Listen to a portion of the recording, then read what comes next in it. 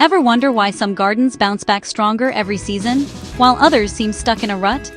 The secret isn't just about fertilizer or fancy compost tricks, it's hidden in what you plant between your main crops. Today, I'm unlocking the real magic behind cover crops, and trust me, this might just be the missing piece your garden's been waiting for. So, if you want bigger harvests, healthier soil, and less work in the long run, stick around. By the end, you'll know which cover crops to pick, when to plant them, and how they'll save you water, time, and money, while giving back to your garden in the most natural way possible. Alright, let's get into it. A cover crop is any plant you grow mainly for the soil, not for picking and eating.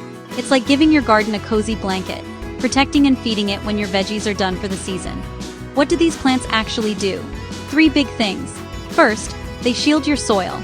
Picture a living mulch that blocks out harsh sun, keeps rain from washing away your topsoil, and holds in precious moisture. Second, they feed your underground army, beneficial microbes and earthworms that break down nutrients and keep your soil alive.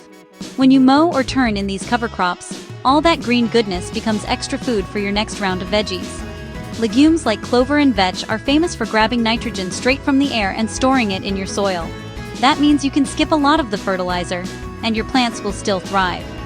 Third, cover crops are your best defense against weeds and pests. Instead of leaving the dirt bare and begging for weeds, a thick mat of rye or oats smothers them out, and even breaks up bug cycles so your next crops stand a better chance. Wondering which type to try?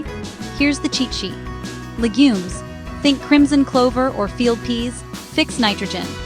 Grasses like rye and oats push deep roots, breaking up hard ground and boosting drainage.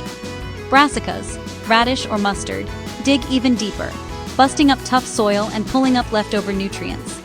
You can mix and match. For example, crimson clover with rye gives you both nitrogen and structure. Timing matters. The best move? After your main summer harvest, sow your cover crops late summer or early fall. Let them grow over winter, then cut them down or turn them under before spring planting. Got a year-round plot? Try fast growers like buckwheat between plantings, ready in just over a month. Here's the real win. Cover crops fight soil fatigue. If you're seeing sad plants and lackluster yields, your soil's probably tired. Cover crops restore balance, boost biology, and set you up for healthier, more productive seasons, naturally.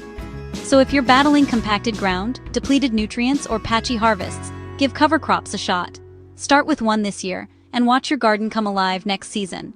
If this helped, hit like, subscribe, and join me in growing smarter, greener, and stronger, one season at a time. Learn more sustainable gardening secrets. Subscribe now to join the family.